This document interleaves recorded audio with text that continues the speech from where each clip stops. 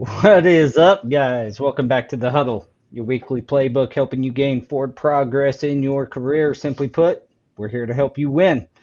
To our new viewers, welcome to the team. Don't forget to give us a like and subscribe. No matter where you're getting this podcast from, make sure to give us some love there. It helps us get noticed and get through all the algorithms trying to keep us away from you guys. So today's topic is passing the torch, really mentorship. So one of the big things, well, shoot, before I get going, how's my fellas doing? Good. What's up, We're dogs? back. Yeah, Everyone's back together. We're all back together. Jose held it down last week. Thank you, sir. That was pretty I did awesome. the best I could, brother. I did the best I could. Well, I think he did great. Sounds like he did great. I don't know. I Uh, think it's the lowest rated episode ever. it's the lowest rated episode in the last week, bro. Yeah, I know. Dang. Yeah, so mentorship. I know you guys are a product of mentorship. You've mentored people. You guys believe in this stuff. But I thought a good way to kick this off would be just to kind of set a little framework. Mentorship isn't necessarily, you know, training from the general aspect of showing somebody a skill. That's not, complete. That's to me a piece of mentorship or can be a piece of mentorship. Nor is it, barking orders at somebody or supervision. Mentorship is teaching others how to be more successful through your experience, and this takes a lot of different flavors in the skilled trades. There obviously is a large component of it that has to do with training, and so some mentorship fails to start it off nice and crisp is in our industry. I don't know about you guys, but I started as an hourly employee helper. I worked for a flooring company that hired employee installers, very little subcontractors at the time, although later on with the company, they increased that. Um, but hazing was a huge thing. Every single person that started there got, set up to get made fun of or had something happen. And while that could be a fun little thing, and I'm not even necessarily discouraging good-heartedness around that, but from the standpoint of doing that and trying to gain somebody's trust and respect is kind of counterproductive. So when I first started, it was like every trick that could be played, hiding keys, like just messing with you all the time was the flavor of the day. Later on, I got with somebody, an older gentleman that was not like he didn't play those games. He was just like all business.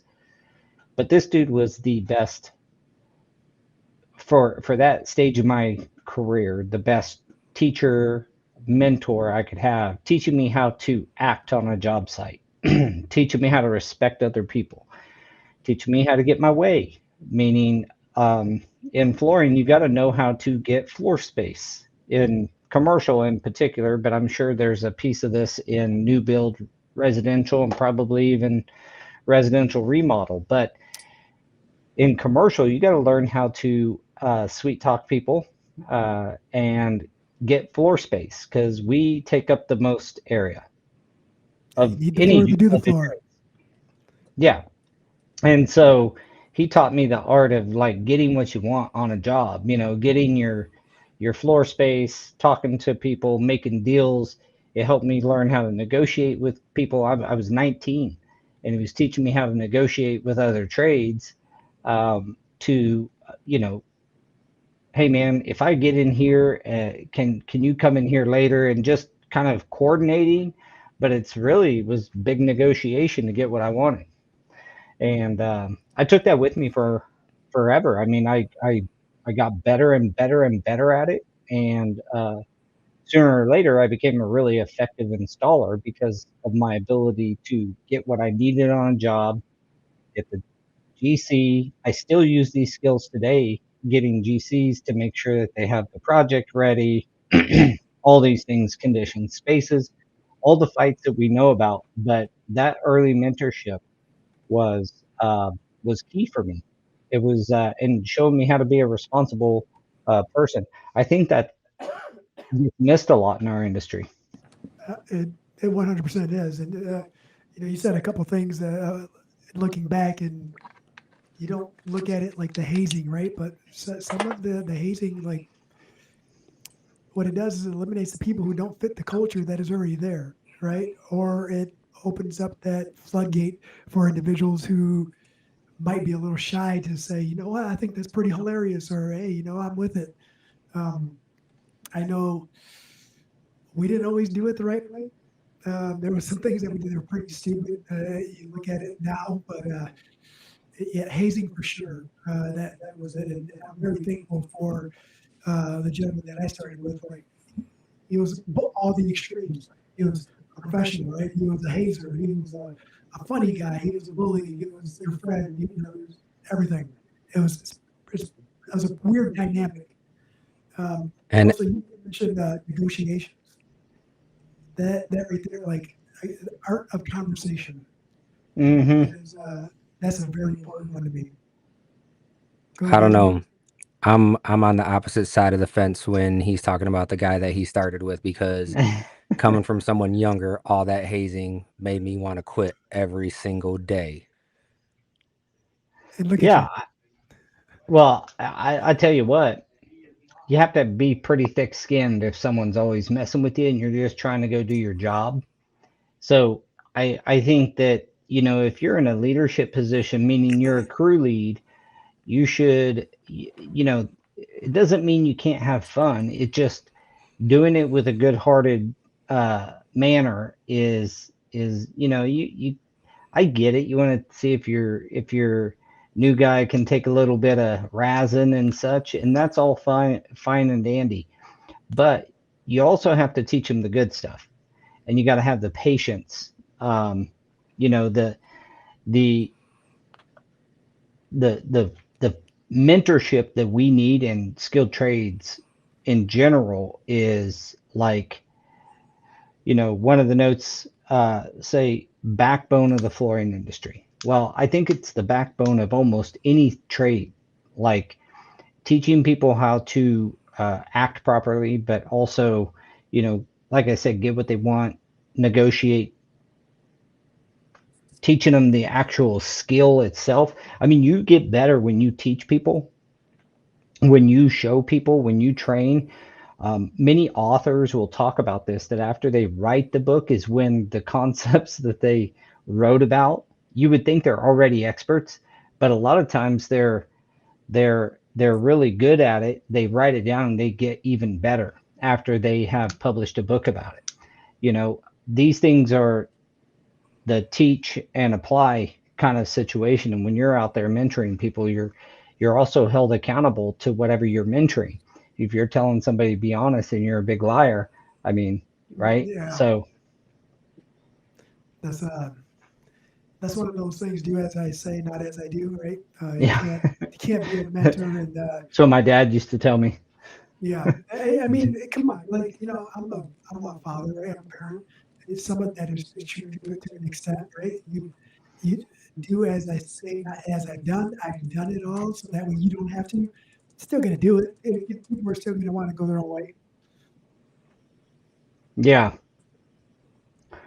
Yeah, and I think that it begs the question of like, how do you build um a culture of mentorship? And I think it's important to realize that we have to do a good job as lead installers of training the next generation.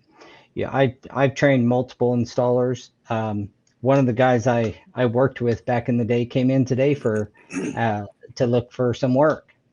So you'll be around these people for a long time. One of the, it's my son, but it's still a great story of mentorship, was teaching him the flooring industry and how to interact with people and talk to people since he was 13 years old. And when he went to college, he landed a sub job, 1099 job, doing student housing, and he made around $300 per unit, and he'd get 2 to 3 of those done a week. Well, that's pretty damn good money for a college kid, and he could work on his own terms. From a time frame standpoint, they just wanted him to get a couple of them done a week, and as long as he was in that realm, he could go there when he needed to, around his class schedule. And that was a big help for him his freshman year of college. Yeah. And he's running our Kansas City division now, and now he's in the position where he's going to have to mentor people. And I think sometimes you just don't know that you're mentoring someone until later on, when they're like, everything just finally clicks. Like working with this guy back in the day, and then one of those things that still stands out in my head is when I was angry because I felt like I was undervalued, right?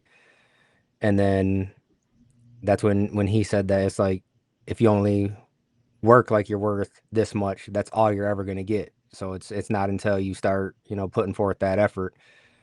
And I think that was around the time that my mindset started changing towards it's not just I only get paid $15 an hour, so that's all I'm going to do. It's, if I only work like that, that's all I'm ever going to get. That's all you'll ever get. Yeah, that's a very good point.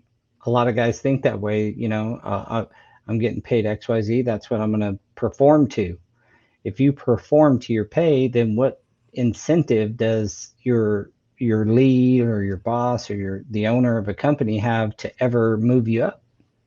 Like, ever give you an increase? Because this is the Huddle, we use a lot of sports analogies, football in particular. One thing that comes to mind is, you remember Devin Hester with the Chicago Bears?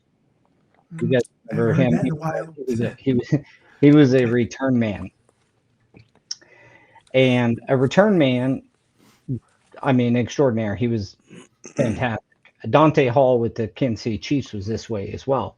They both wanted to, become wide receivers. Not just because, obviously wide receivers, you get more ball time, but hell of a lot different pay structure for a wide receiver than a punt returner or a kickoff return guy. Well, they both had to prove themselves in that position, go play the position before they got signed to that position. And, it just makes me think, like, that's what we have to do in business and in the trade, is you have to do that extra. If you're a carpet guy and you start doing LVP, this is probably a really bad example, but if you're good enough to do it and you've taken some training, you just do it. And of course, I'm speaking from more of a out by the hour standpoint, but if you can show that you're worth more, then you will make more. But performing to your current level of pay is obviously just doesn't give much reason to pass that increase on. So that's a great point, Daniel. I want to add to that a little bit, and just so like some of the viewers out there understand that it is not just showing up at work and doing it right. It's you can go to work and do everything they ask, and that's it. But it's what you do at home on your own time, is what you're doing to better yourself, that shows at work. If you go home and practice a little bit, you improve for work, for the workforce, for your team. And sports, you can go to practice 2-3 days a week, but those days that you have off and you put in a little bit of work, that's going to show. You have additional swings, you have additional grounders. Like, we're coaching baseball this year, so that's what I got to for comparison. Is you got to put in some work on your own, and it will show. Yeah, and working hard, being willing to go that extra mile goes a long way. When you show you're interested. For the people who need mentorship, your responsibility is show that you're a sponge. show that you're willing to be taught, that you're coachable and you're trainable. A lot of times guys will try to mentor somebody, and if they're not open-minded, or they don't want to learn, or they seem to be adverse to being explained to, I've heard, and sometimes it may be my style, but I've heard that said about me, is that explaining to me. Well, sometimes that's part of mentorship, is teaching in different ways. Now, that could be a stylistic problem on my part, but at the end of the day, you, as the mentoree or mentee, Mentee. how you would say that in the singular way, but um, you got to be coachable. And that's one of the number one things we look for when we're hiring somebody, is, are they coachable? You have to, Do they want to be coached? yeah, there you go. Yeah. I think that's what it is, do they really want something more than what they have or what they are? That's, that's hard to decipher right away, right? Because it takes time. And over time, they show you, everyone does. Everyone shows you who they really are over time. And you can pick up on, some of it here and there, but I don't think it's one of those things where the truth really comes out until time has passed. And sometimes time has passed with you not being present. There's a gap, and maybe you gave some advice, or maybe you said a couple things that really stuck, and a year, 2 years go by, you come back, you meet up, and you see the progress. Yeah, and from a position of not just thinking about yourself and what you're going to get out of it, if as a mentor, think Roland just said, there's no better feeling than mentoring somebody and then make it. There's a lot of guys that may have made livings because of what I taught them.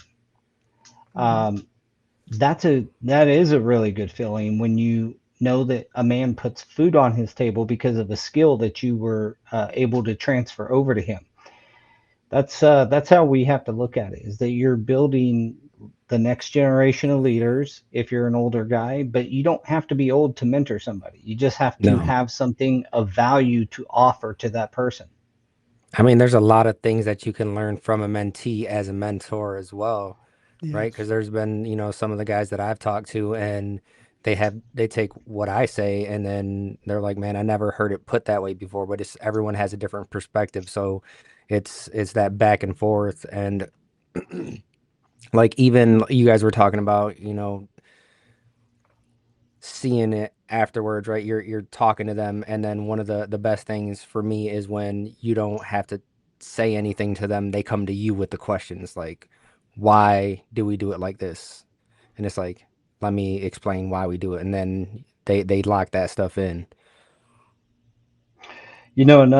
Another cool thing about it is that when we kind of hit on it earlier, but when you're showing somebody or you're teaching someone, and this, both of you guys, from teaching classes, that you've learned from the guys you're teaching something, like they'll do something, you're like, I've never seen it done that way, and you're like, shit, that's a great way to, let me try that next time. But you actually do learn, and you get better at what you're teaching as you're teaching it. It's a really weird thing, but as you teach something, you actually get better at doing that thing yourself. It's amazing, isn't it? Yeah, it's super cool. Funny part about that is, most of the time when I'm teaching something and it's hands-on, I usually mess it up the first time when I'm showing somebody. Or cut yourself. Or cut myself. That's not what you're supposed to do, guys. Let me come back. Let me come back and redo this. Show them what not to do. Yep. Yeah. Yeah. That's always the line, right? And this is exactly what you're not supposed to do. So let's start all over and do it right. So in your company, when you guys were early on, did you think about mentorship? Did you have any place? Did you think about I grabbing people? never thought about it. And then it just, like I said, sometimes you don't know what's happening until later on, and you're like, oh, I guess that kind of is. And that's why the same reason why we tell people that we were accidentally successful in what we do, right? It's everything has been happening by accident, and it just happened that we were doing the right thing without actually knowing it was the right thing at that time. Yeah, there's something to that. Like, you don't always know that you're mentoring. You're kind of just showing people, but giving a good example is a form of mentorship. This doesn't have to be a handshake arrangement, right? It's like, do the things, teach well, respect the other person, and think about what you're doing for that person, no matter who they are. Right. Chad said that choosing the correct mentor for you is important as well. He's had the privilege from a young age having a band director that taught him hard work and dedication pays off. Now having two pillars in the inspection world that he worked close by in the beginning of his career. You know, once you reach that point in your own career, it's important to pay it forward to the next generation.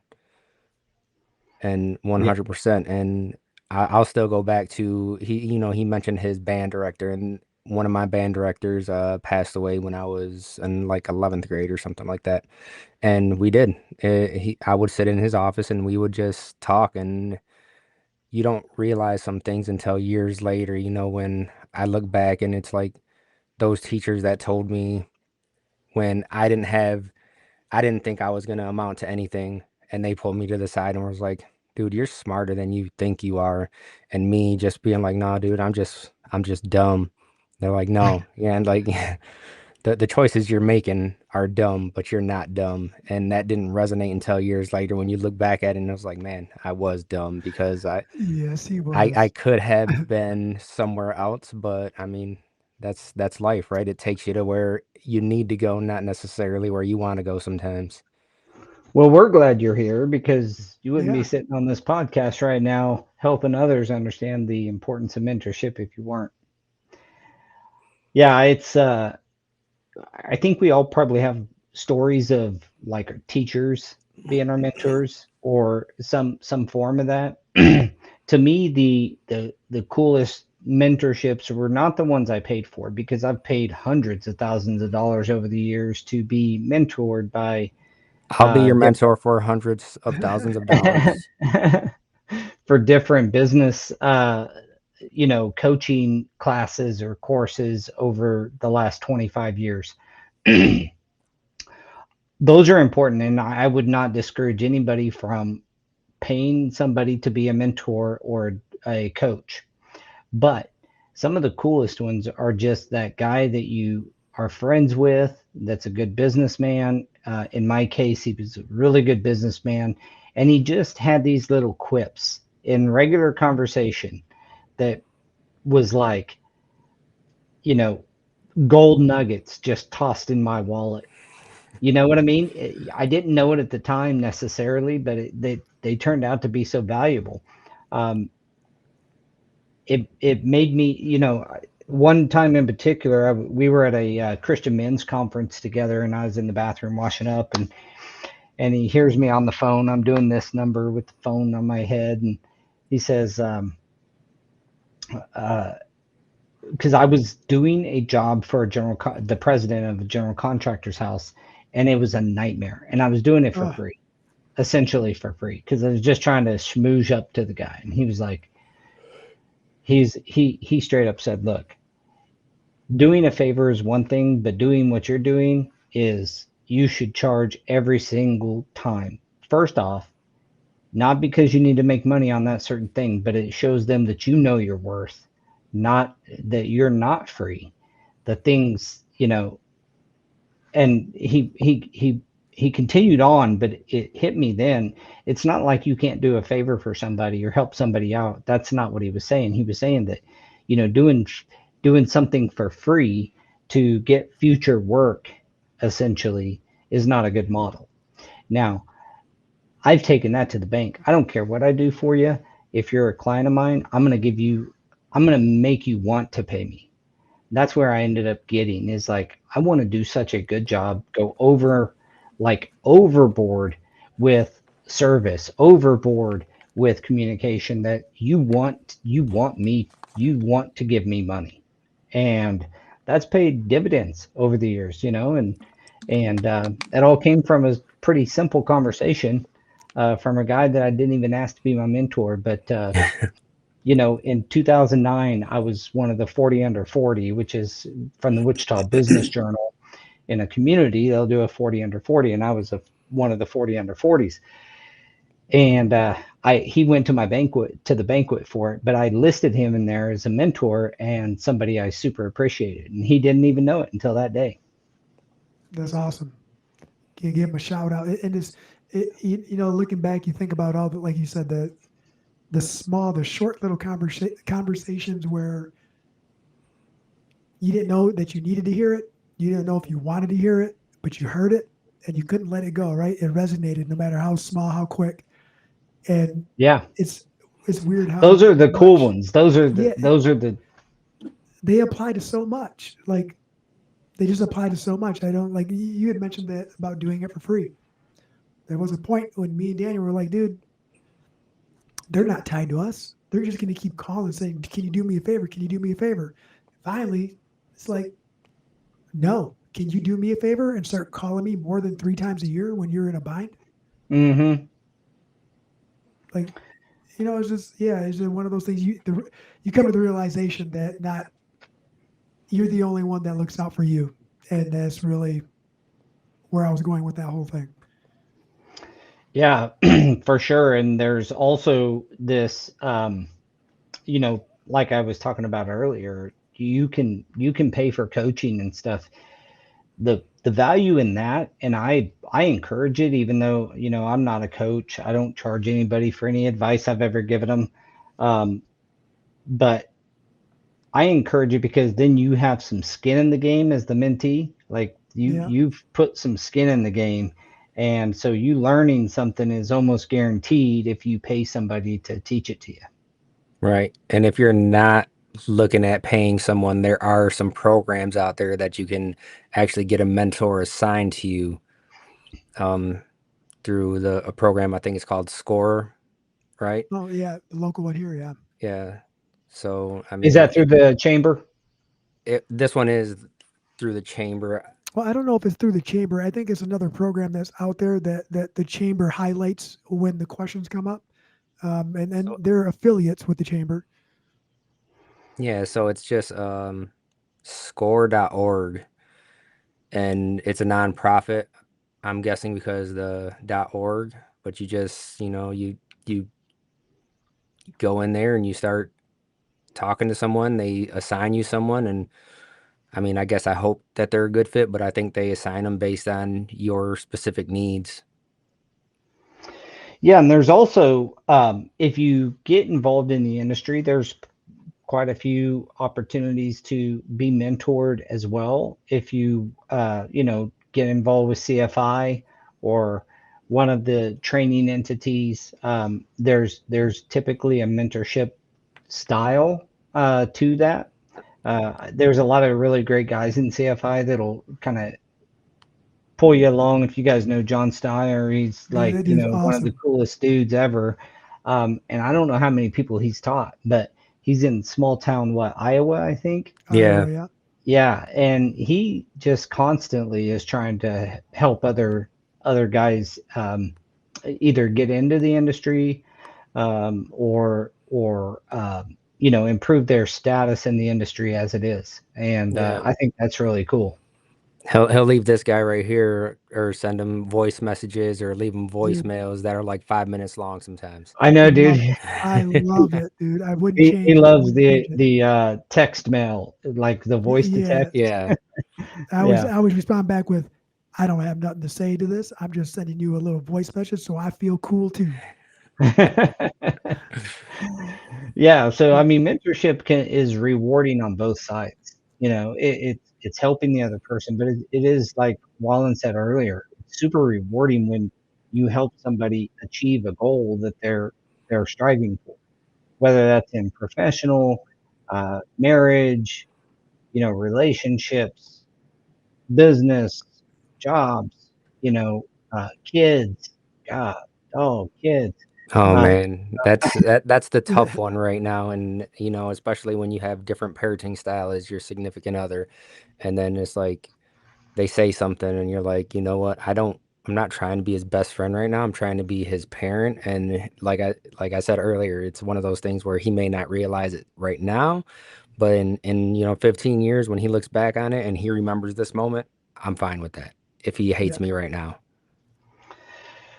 yeah, not to get into parenting advice, but I would tell you after raising two children, and I work with both of them now, they both, growing up, thought, it was like, I'm trying to raise productive members of society, Boom. not, have a best friend at the moment. And man, kids just, they're in that zone, especially from about, our current our current kid, Right probably now, yeah. from about 14 till, he's gonna eventually see it, I think.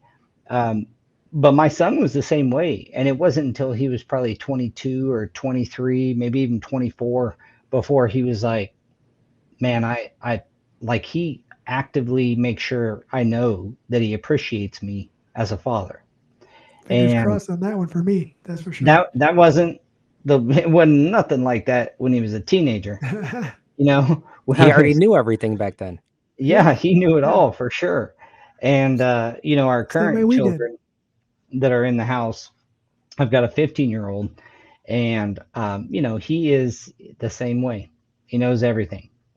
And I just got to keep remembering that, hey, eventually it helps them be provide for themselves later. You're doing them a disservice by trying to be buddy buddy with them and not teach them the skill of being an adult and Yep. the skill of, I talk to my kids, I'm like, look, there's constant, you'll answer to somebody for the rest of your life. When you get out of this house, you're done answering to me, but you got to answer to the law. You got to answer to your boss. You got to answer to your customers if you are the boss. You got to answer to some guy's wife who's picking out the materials. Like, it's going to happen. You have to answer to somebody. So accountability, you might as well learn it now as a teenager, because you're going to be accountable to somebody for the rest of your life. Your wife, your parents, your children, your clients, whoever. And it's funny you say that, right? Like you think about the whole mentor thing, and my son, literally having conversation with him right now, like, dude, you love me right now, and I'm your best friend right now, but like 2 years, you're gonna hate my guts. No, I'm not, Dad. I said, look, I know it's gonna happen. You don't yet, but I do. I said, just know that when you hate me because of what I'm saying and what I'm doing it because I love you, and that's all you need to know. And he's a pretty good kid, but he Yeah, I does some mean, pretty dumb it, stuff. it it may not be the same, right, when you're mentoring someone else, meaning the love piece, but Yeah, it could be. I mean, you should, care about the other person enough to teach them the right way of doing things, whether that's a flooring, an actual hand skill technique, or if that's, some of the soft skills. And that's one of the places I think we struggle the most in flooring is soft skills. I mentor with several of our subcontractors about hiring and how to deal with, you know, like employees. They got to hire people, they got to hire helpers or they hire other installers, and understanding how to deal with people and do those things. To me, it's not a tough thing at all. I enjoy talking to the guys, but you're always going to have to do it. always. And everybody's a little bit different. I don't ever look at it. To me, I've never been a mentor. I'll be honest. I've never tried. Like the only thing I do is I give opinions to questions that are asked. That's all that I have to offer. And is dealing with like employees and people. Daniel has definitely helped me calm down a lot, and so has baby sister, right? Because you kind of they're two different people as well, but when they're both together, they both come to an agreement. It's a realization that I'm the odd one out. All right, let me change something. try to. And I think that goes with anybody in their group. As a group, you're all each other's mentor, right? Is that what it is? You're all learning from each other, and you evolve together. And I think that the flooring industry is doing that right now as well. And you got people like John, you got Daniel, you, myself. We're all out here trying to help someone by giving opinions and saying, this is where I messed up. You know, so inadvertently, we're doing our best and accidentally mentoring maybe one person. Who knows? It's all it takes is one person. Yeah. Well, and again, I mean, just being on the podcast, you know, when we first started this, I was nervous as I could be just to get in front of a camera. And, you know, I mean, it's been a while, but we've been doing this for a little bit now. And I can't say that, you know, it's not still nerve wracking sometimes knowing that all your thoughts and what you say is going to be live on the internet for eternity if somebody wants to find it. But the truth is that you grow when you mentor, when you challenge each other, and that's what getting involved and you know, being a mentor is about. I think is getting around other guys. You know, it's not like you have this mentor and then there's nobody around him. He's learning from somebody too. I guarantee it. If he's good at you, he learned from somebody else as well. If he's a good mentor, he's probably was mentored. That's just the way it goes. Old Chad, who's one of our best friends here on the Huddle, he says that, you know, mentorship, you know, being an effective member is about patience, leading by example, investing your time, and tough love. I think we've talked about every single one of those things. Isn't it? That's part of the conversation all the time, right? Everything always goes into some of that. It's every day is a little bit of a example of tough love. Yeah. Every single Well, day. we talk about it with our kids, but you also have to do it with work, and it often shows through at work in the form of accountability. You know, it's harder a lot of times to call somebody out or tell them the right way to do something than to just let it slide. But your business will suffer if you do not correct bad behavior. And so that's where, you know, accountability comes in. Our leadership team, um, at my flooring company, we talk a lot about accountability and how to hold each other accountable. It's something that is nearly in every week's you know, conversation. So, you know, that's part of mentorship too, is holding each other accountable. When you have somebody, that's one great thing about being an actual mentor is it adds this layer of accountability to what you say and to how you carry yourself. This podcast is another you know, I would say another mechanism of accountability as well. I mean, we get on here and we talk. If we're not acting the way that we're trying to tell people that we think is best, I mean, you know, so I know that for me, when I'm out here talking, I want to put the best foot forward, but I also want to make sure that I'm acting appropriately and running my business the way that I talk about. Practice what you preach, brother. Yeah, boy. Was that I forget the singer's name that sang that song. Jorge has joined. Let's have Jorge in. Let's see what he's got to say. Along with the mentorship. What up, brother? Uh-oh. Yeah, you are. No, you don't have a signal right now, bro. You're like AI. You're like AI Georgie. Look. It's not pronounced AI, it's pronounced I. I'm gonna remove him until he gets better signal. But yeah, so to me, it's always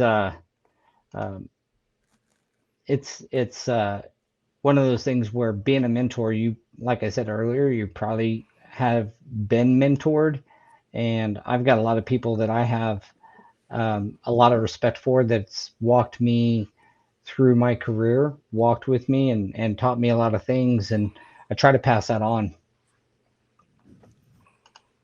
Yeah, his signal sucks. That's Texas for you. We know.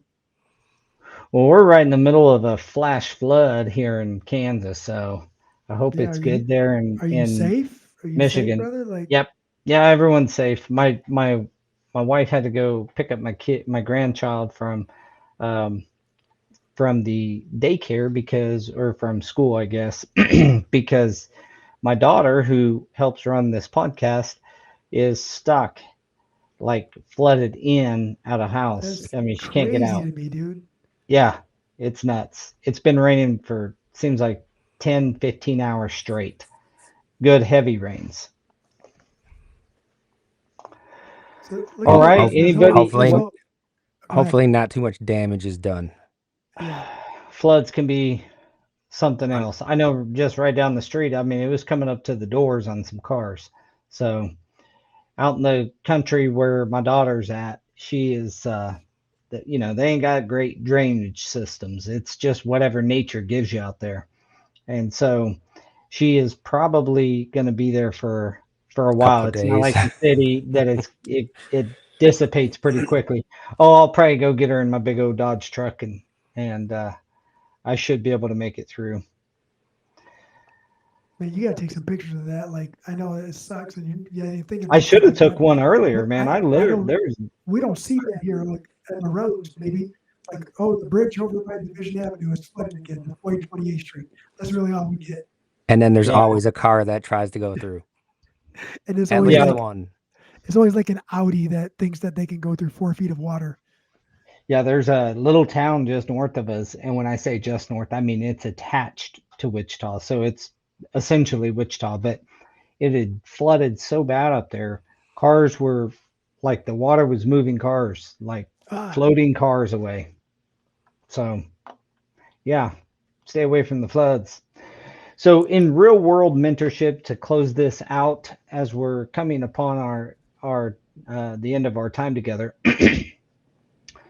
as a mentor, be giving, right? Be patient, uh, and giving. I mean, you're giving your time, and giving though in the case that in the sense that you actually care about the person that you're teaching. I think that is one of the things that I can do better at myself. And then as a mentee or somebody learning, you got to be coachable, man. You got to be willing to learn. You got to be willing to drop the ego and know that there's other people that know things that you don't know. And you're going to learn a lot if you can just drop that ego and listen and learn. And um, don't look for the perfect mentor. That's the other thing. Don't look for somebody who's perfect because there is nobody who's perfect. Find a mentor that kind of fits your style, I would say, and well, your personality. way of your Yeah, personality and your personality way of is real communicating. important, right? Yeah.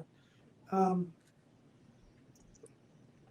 I don't know what to add to that besides that if you're gonna, depending on no matter what side of the coin you are, just know that you're gonna hear some things you agree with, some things you don't agree with, and just take it for what it is. And that thing you don't agree with might resonate with someone else later on in life that you're helping out, and you don't even know that you're helping out. True. And we're strong proponents for the certifications and stuff like that. That's no question, and that's what Chad was saying earlier too. It's go to the certifications and meet other like-minded people, and then I mean just go from there. Like you said, John, that's where we all met John. And Mhm. then just the actual instructors and the people that are in charge. I mean, look at Dave Garden. This guy over there talks to Dave Garden quite a bit. I know you talk to him too. You sit on the board. And I with Sonny and Paul, I talk to them every few weeks just to keep in touch and make sure things are going good. But it's stuff like that you don't think that you need, but just to have those people in the industry, the same industry that you're in, to reach out to with any questions is huge. Yeah, I like it. Get around like-minded people. You'll find a mentor. In fact, a lot of times you just kind of get adopted. Like your Yeah, lost puppy, and they just gets kind of picked up. you don't. Sometimes it just happens on accident, right? Like Hmm. you So don't even know it. I know a few years ago at CFI convention, they had like assigned mentors. Like you showed up and you're like, oh, I was like, oh, Kelly is my mentor. I had no idea who Kelly was. And then I seen him and I was like, oh, I know you from Facebook. And then he's like, yeah, we're having this meeting right now. Come in here. And then he took me in the meeting and then they shut the meeting down because I was in the meeting. Yeah. Hey, you know what? Your mentor was trying to break some rules for you. That's a good mentor.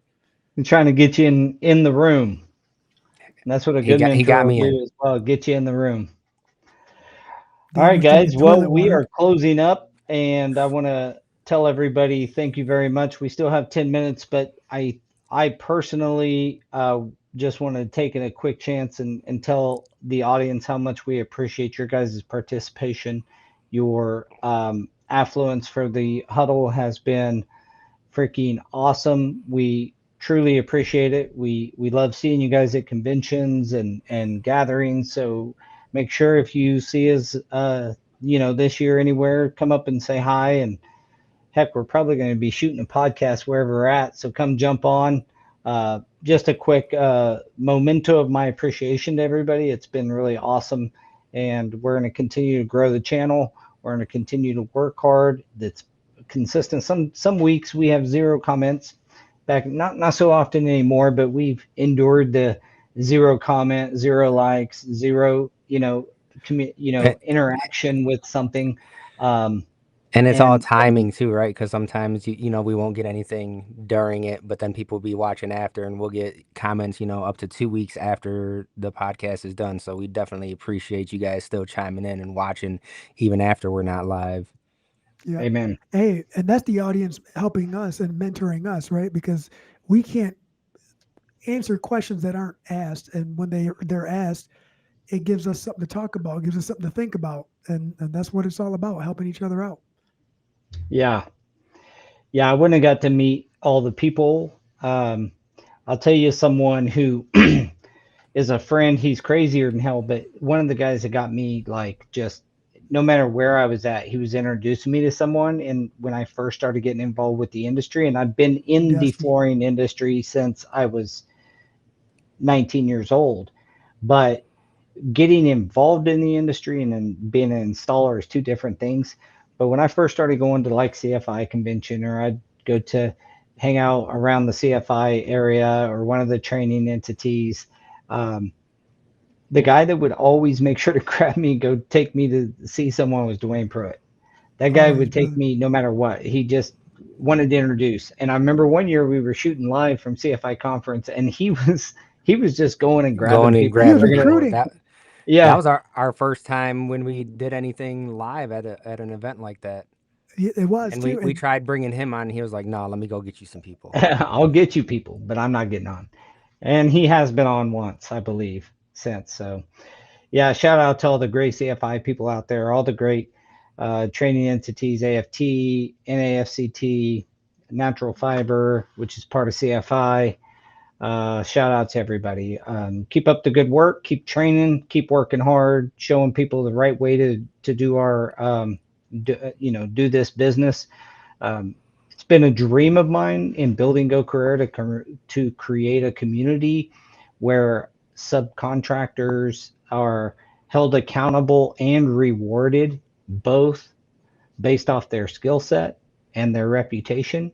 And that's what my commitment to this industry still is. I'll continue to keep doing that. Trade Tap is coming down the pipe, and we're going to be doing some different things in the coming year. Really excited about some of the changes, but the skill score is still there, still doing its job.